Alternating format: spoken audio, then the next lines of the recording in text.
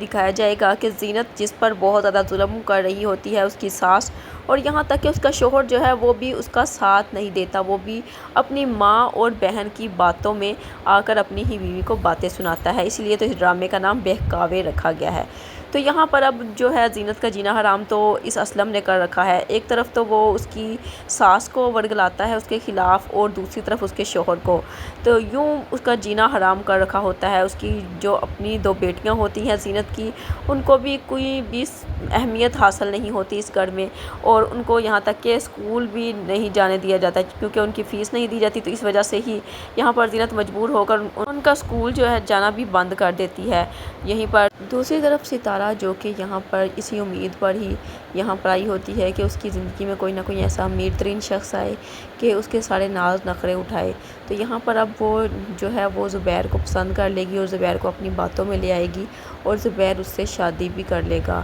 تو یوں زینت پر سوتن لائی جائے گی، اور زینت کی جو ساس ہے وہ تو پہلے سے ہی اپنے بیٹے کی شادی کروانا چاہتی ہے، کیونکہ اسے تو اپنی پوتیوں سے بالکل بھی محبت نہیں ہوتی، اور وہ چاہتی ہے کہ اس کے گھر میں بھی ایک پوتا ہو، لیکن یہاں پر اس کی جو بیٹی ہے اس کو سمجھانے کی کوشش کرتی ہے اپنی ماں کو۔ فرض کریں اگر آپ کا پوتا آ بھی جاتا ہے تو اس گھر میں ہماری ویلیو نہیں رہے گی، تو یہاں پر اس کی ماں جو ہے پھر بھی بضد ہوتی ہے کہ وہ اپنے بیٹے کی دوسری شادی ضرور کروائے گی۔